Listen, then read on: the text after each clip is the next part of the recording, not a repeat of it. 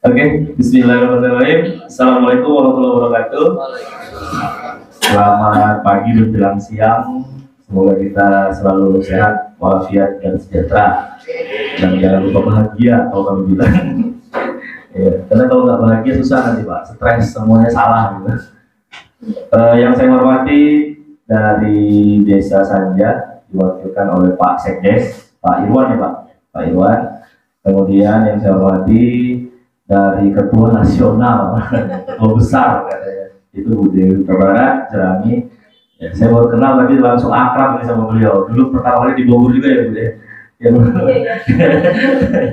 Ya, langsung akrab sama beliau karena misinya ternyata punya misi yang sama kita, bagaimana melihat kebutuhan masyarakat di bawah kaum mikro kalau Bu Dewi bilang.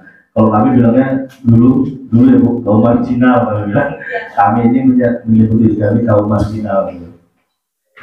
Membiasakan diri di bawah biar tidak lupa bersyukur maksudnya artinya. Jadi jangan selalu melihat yang bagus-bagus terus, yang berhasil terus gitu. Ya kayak yang saya hormati juga Bang Saiful, ini Orlap kayaknya nih dari Barak nih. Saya baru tahu Barak itu ternyata badan relawan kemanusiaan. Tadi saya bilang berarti rela dia main aja. Rela kayak gitu. Saya Eri dari BPJS Ketenagakerjaan Jakarta Kelapa Gading nih Pak. Lumayan jauh mainnya ke Bogor, tapi nggak apa-apa. Karena kita kalau bisa tuh semua masyarakat tahu BPJS Ketenagakerjaan itu apa. Hari ini saya didampingi oleh rekan saya Pak Gigin Santika. Ya, yang punya Hotel Santika Pak. Jadi kalau yang nginap yang dia ya Hotel Santika. Kemudian ada satu lagi rekan saya Pak Andi Iwanto di belakang, itu spesialisasi itu mendokumentasi kegiatan kita hari ini. Nah, pertama sekali program kita ini untuk memang masyarakat pekerja informal BPU. Ini fokus kita ke sana hari ini. Saya dapat informasi kalau di BPJS Ketenagakerjaan berdasarkan data BPS itu ada 101 juta pekerja di Indonesia. 70 jutanya BPU, pekerja informal. Tapi kemarin saya dengar berita dari Bank BRI karena mereka itu ada program jaminan pensiun untuk pekerja informal, ya. Itu katanya ada 250 juta malah pekerja di Indonesia, yang 85 jutanya pekerja BPU. Nah, ini saya nggak tahu data BPS yang diambil BPJS Ketenagakerjaan sama BRI beda kayaknya. Ya, tapi intinya pekerja informal itu nggak jauh beda, 70 juta dengan 85 juta, sisi 50 juta. Kemungkinan memang 85 juta karena jumlah penduduk kita terus bertambah dan banyak warga kita yang bekerjanya itu informal. Kalau kita lihat itu yang tumbuh, dan ini sebenarnya yang membangun negara, pekerja-pekerja mikro ini. Ya, karena memang yang lebih cocok kayaknya programnya Bung Hatta ya, kerakyatan itu, ekonomi kerakyatan itu memang lebih tepat untuk Indonesia. Negara kita dibangun dari masyarakat kecil, mulai dari petani sampai pedagangnya. Nah, ini yang perlu kita perhatikan, yang perlu kita lindungi keberadaannya, karena selama ini masyarakat mikro pekerja ini pahamnya itu dagang, dapat duit untuk memenuhi kebutuhan keluarganya, kalau ada sisa ditabung. Nah, ini udah cukup lah ya Bu ya. Tapi kalau yang miskin ekstrim kata Bu Dewi tadi, ada penghasilannya tapi ya pas-pasan, mungkin cukup makan anaknya, bapak mamanya enggak gitu. Nah, itu yang fakir mungkin kalau kita di agama Islam. Kalau yang orang miskinnya ada penghasilannya, ya cukup untuk biaya sekolah anak, makannya hari ini. Nah, jadi besok masih mikir lagi mau makan apa gitu. Fakir dan miskin ini sama-sama mikir gitu. Cuman yang fakir mikirnya hari ini, yang miskin mikirnya besok. Untuk besok apa gitu. Nah, inilah dari orang-orang yang perlu kita bantu sebenarnya. Cuman hari ini utang negara juga cukup banyak gitu. Jadi kita bersama-sama lah kalangan yang di bawah menengah ini untuk memberi perlindungan. Nah, hari ini 50 orang nih yang mau di cover yang mau dibayari iurannya oleh tim Jerami. Mungkin ini habis ini disuruhin satu-satu menteri-menteri di Jakarta sana. Nggak apa-apa. Saya berharap Bu Dewi tetap rajin menggedor semua anggaran teman-temannya di kementerian untuk memberikan perlindungan minimal kesehatan. Sudah ada PBI mungkin di desa ya Pak ya, yang menyelenggarakannya. Kemudian kalau bisa jaminan sosial ketenagakerjaannya satu lagi Pak. Kalau boleh saya tanya, kalau jika ada warga yang meninggal dunia di desa saja, itu biasanya ada nggak Pak serikat tolong? Patungan gitu berapa biaya iurannya untuk menyantuni orang yang keluarga yang meninggal dunia? Berapa rupiah biasanya diberikan kepada keluarga yang ditinggalkan Pak? Ya untuk besaran nominalnya mungkin relatif ya. Iya, katakanlah Kembali kepada lingkungan masing-masing ya. Tapi kalau memang dari pemerintah desa sih, kita dengan regulasi yang terbentuk ada bantuan sosial kematian yaitu beras 1 tahun. Di luar itu karena nanti pimpinan kita bersilaturahmi langsung memberikan tunai. berapa kira-kira Pak rata-rata besar? Ya kurang lebih seharga beras 50 kilo aja sih. Nah, kalau di masyarakat Sunda sama nggak dengan masyarakat Jawa? Beda. Jadi kalau meninggal ada malam tahlilan 3 hari pertama, 7 hari sama ya, 7 hari, 40 hari, benar ya Pak ya? 100 ribu, benar ya? Itu kan mendoakan orang yang telah tiada yang meninggalkan kita ya, semoga di kuburnya dibebaskan dari siksa kubur kan gitu. Nah, di kita ini ada BPJS Ketenagakerjaan, programnya JKM namanya, jaminan kematian. Iurannya 6.800 1 bulan, bukan 1 hari, 1 bulan. Nah, kemudian ada kecelakaan kerja itu 10.000 1 bulan juga. Minimal 2 ini perlindungannya, JKK dan JKM. Nah, jaminan kematian ini 6.800 dengan JKK-nya 10.000 berarti 16.800 per bulan ya. Nah, berarti 1 hari kalau ngisikan 1.000 rupiah bisa nggak Bapak Ibu? Bisa ya 1.000 rupiah ya. Nggak berat ya Pak ya? Kalau rokok lebih ya Pak ya? Ya udah lah, kita nggak usah kali ke sana. Sehari 1.000 cukup rokok Pak? Enggak ya? Enggak. Nah ini 1.000 aja disisikan. Ya mungkin sebatang atau 2 batang rokok lah Pak disisikan. Ibu-ibu mungkin habis beli cabai, beli beras, ada perkembalian recehan lah, masukin ke tabungan kompleks saja yang gampang diambil gitu. 16.800 nanti dibayar setiap bulan. Nah, bayarnya boleh kemana aja, perbankan atau Alfamart Indomaret. Kalau 1 bulan 16.800 berarti 1 tahun kurang lebih kali 10 bulan angka 17.170 tambah 2 bulannya lagi 34, kurang lebih 200 ya, 200.000 ya Pak. 1 tahun 200.000 udah. Meninggal dunia termasuk bunuh diri Pak ya, berarti berhasil bunuh dirinya, jangan sampai nggak berhasil. Nah itu santunan kepada keluarga kami kasih 42 juta. Jadi kalau hitung-hitungan Bapak untung rugi 1 tahun itu 200.000, kalau meninggal dapatnya 42 juta santunannya ya. 42 dibagi 2 21, benar ya? Nah 42 juta dibagi 200 berarti nolnya buang 2, 21 sisa nolnya 1, berarti 210 tahun.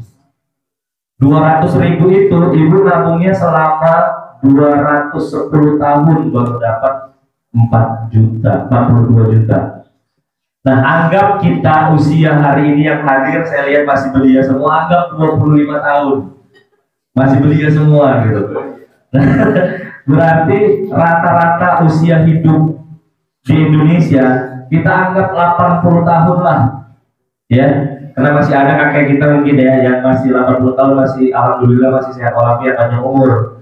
Nah berarti sisa usianya kalau kita sekarang 25 kurang lebih 55 tahun, benar ya? Anggap 60 tahun lah ya. Berarti dari 210 tahun masih untung 150 tahun. Benar gak? Kalau hitungnya untung rugi nih, masih untung 150 tahun. Berarti 60 tahun dikali 200.000 itu masih sekitar 12 juta gitu. Jadi 42 juta kurang 12 juta itu masih untung. Kalau hari ini udah didaftarin, bulan depan atau bulan berikutnya kita lanjutin pembayarannya, meninggal dunia kita, keluarga kita diberikan 42 juta, minimal anaknya masih bisa tetap sekolah. Karena 40 juta bisa digunakan untuk modal usaha. Benar ya Pak Bu ya? Benar ya? 42 juta itu udah bisa untuk modal usaha apa Bu? Bingung milihnya ya, kebanyakan. Nah, untuk 3 hari cukup, 7 hari cukup, 100 hari, 40 hari cukup, 100.000 cukup. Tanpa harus mengharapkan belas kasihan dari orang lain. Artinya, dengan program perlindungan jaminan sosial, kita diajarkan untuk mandiri pertama, dan kedua, kita diajarkan untuk menjaga harkat dan martabat diri dan keluarga. Itu dia.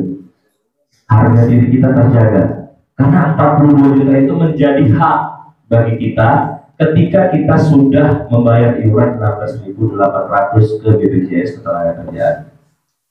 Itu Bapak Ibu yang perlu saya sampaikan. Dan kalau sudah 3 tahun nih ikut terus, nah itu ada bantuan lagi beasiswa kalau meninggal dunia.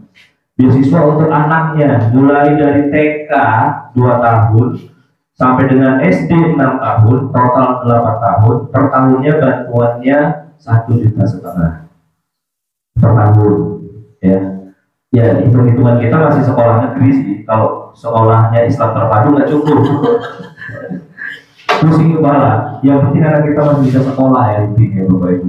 Nah SMP 3 tahun 2 juta, SMA 3 tahun 3 juta per tahun. Jadi SMP per tahun 2 juta, SMA per tahun 3 juta, kuliah 12 juta per tahun selama 5 tahun sampai S1. Nah, kalau dia nggak kuliah, ikuti kursus atau pelatihan apa keterampilan, tapi yang ada sertifikasinya, itu masih boleh. Itu dia. Sampai batas usia maksimal 23 tahun dengan catatan belum nikah atau belum bekerja, kecuali dagang nggak dihitung bekerja. Ya, belum nikah, jangan cepat-cepat disuruh nikah ya Pak Bu anaknya. Ya. Nah, jadi sampai kuliah selesai. Untuk 2 orang anak total kalau dari TK itu kami total 174 juta bantuan beasiswa. Itu dia perhatian negara sebenarnya untuk kita. Nggak ada, katakanlah ini asuransi, tapi nggak akan ada asuransi 16.800 satu dannya 42 juta meninggal 174 juta beasiswa kalau sudah 3 tahun beasiswanya. Tapi kalau meninggal dunianya langsung dapat setelah bayar iuran, di cover dia artinya. Nggak ada asuransi yang seperti ini. Kalaupun ada, Bapak Ibu bingung buat ngoklaim nyari kantornya di mana. Yakinlah. Dulu saya pernah ngikutin salah satu asuransi setelah saya kerja di BPJS Sostek karena lebih murah, saya coba. Nah, udah saya coba buat klaimnya, saya mau klaim nggak tahu kantornya di mana. Saya usah sebutin mereknya. Nah, sebut aja MNC gitu. Inisialnya 50.000 setahun memang, tapi nggak tahu klaimnya di mana. Nah itu, udah saya ikhlas aja karena saya sebagai pembelajaran ya buat saya. Nah, tapi ini milik negara, diatur di undang-undang, diawasi oleh BPK, KPK, KAP, semua yang kakak ngawasin kita pokoknya. OJK semua. Oke, itu meninggal dunianya, termasuk bunuh diri saya bilang tadi. Nah, kalaupun meninggal karena narkoba misalnya, kita susah ya, ilegal ini memang. Tapi jangan takut, klaim JKM-nya nggak akan ditangkap polisi Pak, keluarganya, karena korbannya udah meninggal. Walaupun perbuatannya ilegal, meninggalnya tetap legal. Yang penting meninggal, mayitnya ada, dikebumikan, klaim JKM-nya tetap dibayar. Walaupun sedang berangkat umroh, meninggalnya di tanah suci, tetap klaim JKM-nya bisa dibayarkan di Indonesia.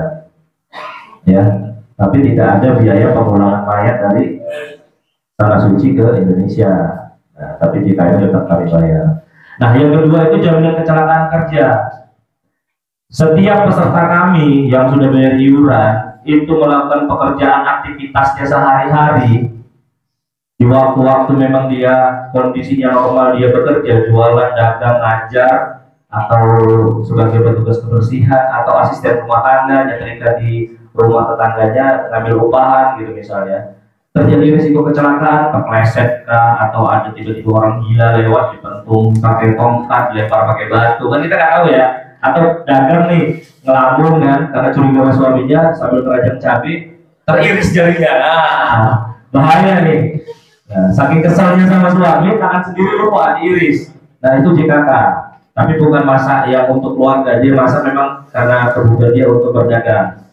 Nah, apa bedanya Pak? Nah, nanti kan verifikasi misalnya. Kalau yang itu rutinitasnya berarti itu JKK. Nah, kecelakaan kerja dilarikan ke rumah sakit dari tempat ibu kejadian, itu ada biaya transportasi yang kami ganti, ambulannya, perjalanan darat maksimal itu 5 juta rupiah maksimal ya. Dari Bogor misalnya dibawa ke Jakarta, maksimal dia transportasi diganti 5 juta. Nah kalau biayanya 1 juta, ya 1 juta kita bayarnya, nggak 5 juta. Nah, kemudian untuk perjalanan lautnya 2 juta, perjalanan udaranya 10 juta. Ini pergantian transportasi. Yang 10.000 tadi Pak. Dirawat di rumah sakit karena kecelakaan kerja, itu sampai sembuh perawatannya. Jadi nggak ada yang namanya dipulangkan dulu 2 hari dirawat, 14 hari dirawat, sampai sembuh sesuai kebutuhan medisnya. Dan selama dirawat 1 bulan sampai 12 bulan dirawat, dikasih lagi sebagai pengganti penghasilan sebulannya 1 juta. Nah, jadi memang ini dijamin gitu loh. Nggak dagang kita gara-gara kecelakaan dirawat, sebulannya per bulannya dikasih 1 juta. Nah, bulan ke-13 masih dirawat 50% dari 1 juta, berarti 500.000. Kenapa saya bilang 1 juta? Karena iurannya 16.800. Kalau mau iurannya 600.000 sebulan nggak apa-apa, penggantiannya 20 juta penghasilannya. Gitu. Nah, kemudian sudah dirawat, ada yang sembuh. Alhamdulillah, doa kami semua peserta itu selalu sehat walafiat, sembuh dan panjang umur. Biar nggak pada klaim. Jadi dari iuran aja. Tapi kalau itu kejadian, ada yang sembuh tapi cacat. Cacat pun ada santunan cacatnya. Jadi 1 jari, contoh misalnya jari telunjuk tangan kiri nih, itu 7% hitungannya kalau putus 2 ruas atau 1 jari. 2 ruas dihitung 1 jari. 7% dikali 80 juta. Berarti kurang lebih berapa tuh? 56 ya, 26 juta. Nah kalau 1 ruas setengahnya, 3,5% dikali 80 juta. 3,5% dikali 80 juta, kurang lebih 26 ya berapa? 28 juta kurang lebih. Nah kalau butuh 1 ruas jari, nah jadi kalau butuh duit ya itulah jarinya. Berapa? Masih lengkap nggak 10? Ini yang mana gitu? Mana tahu ya Pak? Pura-pura kan aduh kepotong mau kemasak katanya, kerajaan 1 ruas jari. Ibu jari paling mahal ya. Nah jari kiri 7, ini telunjuk kiri ya 7% ya. Kalau telunjuk kanan 9, ya lebih mahal. Nah, tapi kalau kidal kebalikannya, kirinya yang 9%. Kalau dia seadanya kidal. Nah, ibu jari 12% nih, tangan kanan. Luar biasa, 12 kali 80 juta. Dengan 96 juta. Tapi kalau mau, yang jempol kan tuh.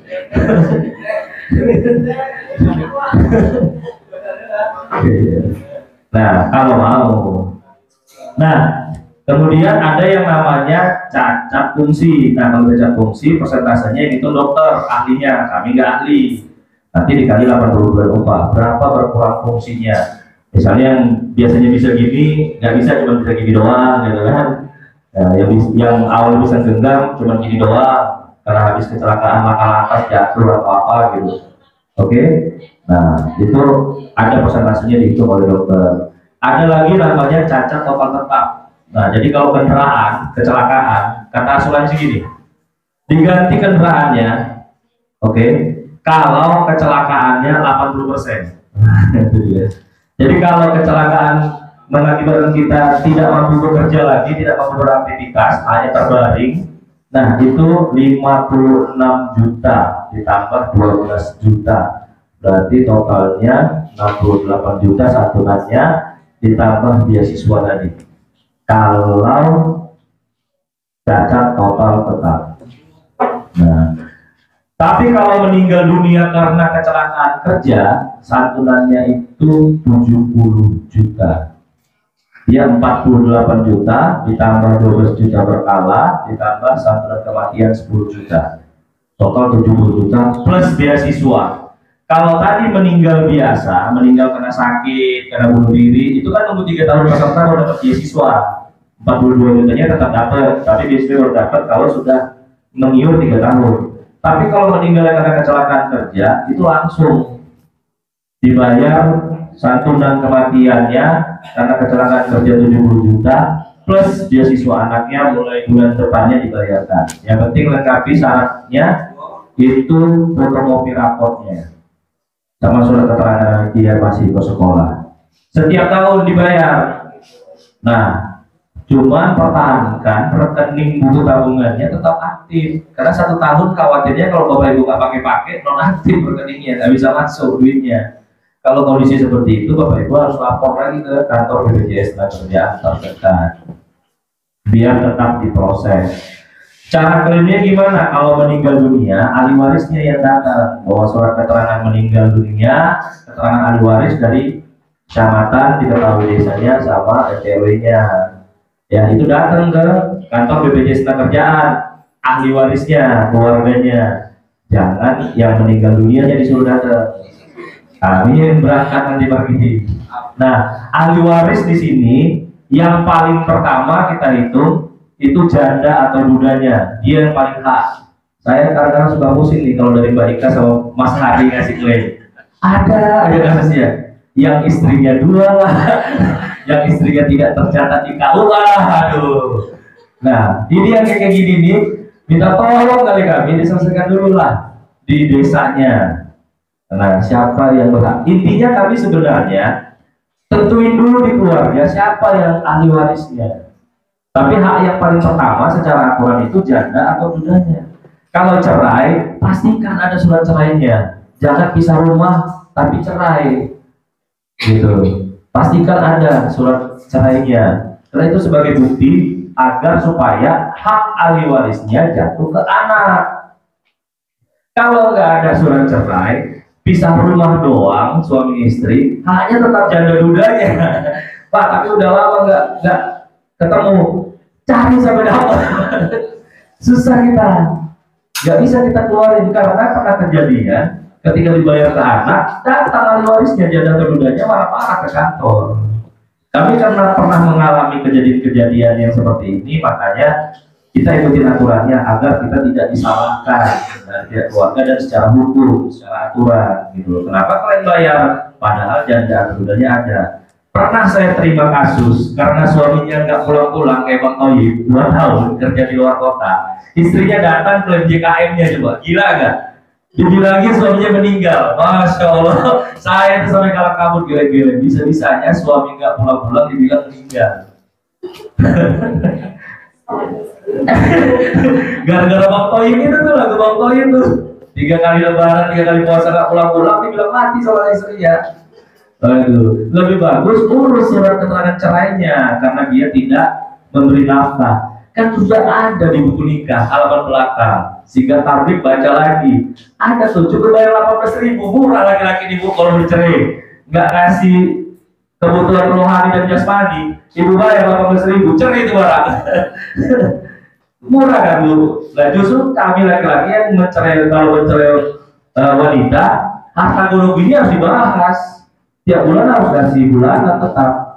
Mungkin istri nggak tanggung jawab, tapi anaknya masih tanggung jawab si suami. Itu dia. Jadi urus surat cerai dulu, jangan bilang mati. Gitu. Aduh, luar biasa. Ya, jadi harapannya itu seperti itu. Makanya banyak klaim-klaim yang dianggap rumit, ribet, susah, itu gara-gara memang urusan pribadinya memang rumit. Nah, di lapangan, selama berkasnya itu lengkap dan benar menjalani keluarga, yang penting ada keterangan meninggal, ahli warisnya jelas, diketahui anak istri atau anak suaminya sebagai ahli waris, saya pastikan klaimnya dapat dibayarkan. Dan satu lagi, ketika mendaftarkan diri memang orangnya orang yang masih bekerja, bukan orang yang sedang dirawat di rumah sakit. Tadi Bapak Ibu datang aja ke BPJS biar mati dapat duit. Jangan ya. Jangan diajari seperti itu, jangan diajari nambah dosa sebelum mati. Nah, jadi itu harapan kami. Nah, itu kalau meninggal karena kecelakaan kerja tadi sampai sembuh. Cara bayar iuran lanjutannya, mungkin ini kan karena sudah gratis, ya udahlah kita nggak mau tahu nih, udah dibayar juga sama Bu Dewi, ya kan? Bu Dewi ini orang kaya, walaupun badannya kecil, rumahnya gede.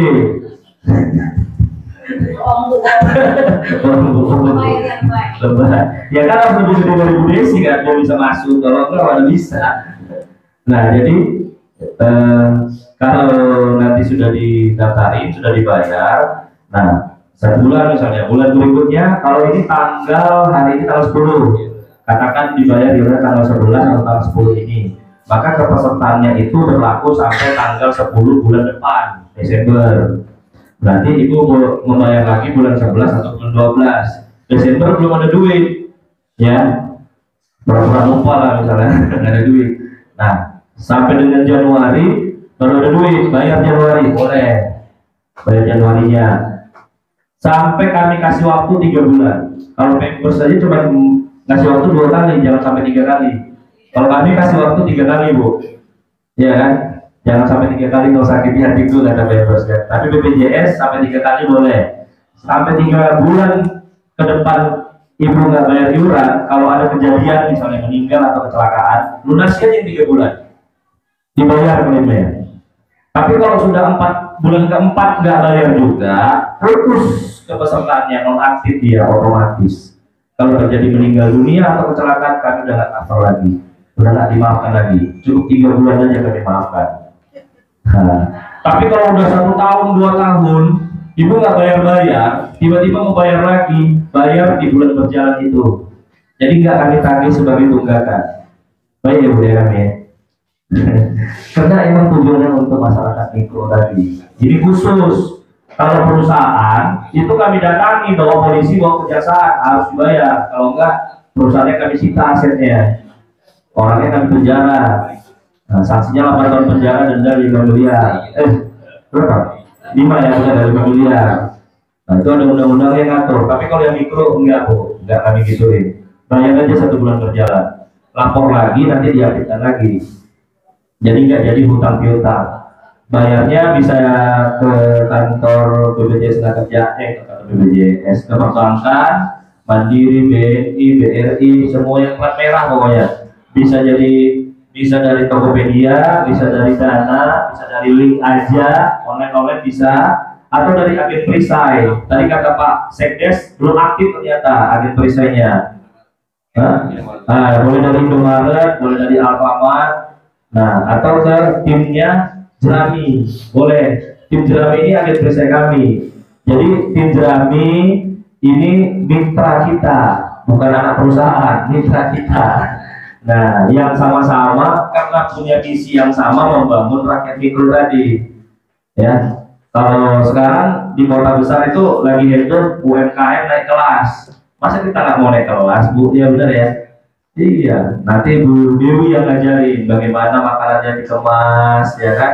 Bagaimana cara mengemas dagangannya biar supaya harganya yang biasa dijual 5.000 bisa jadi 25.000 kalau dibawa ke kota.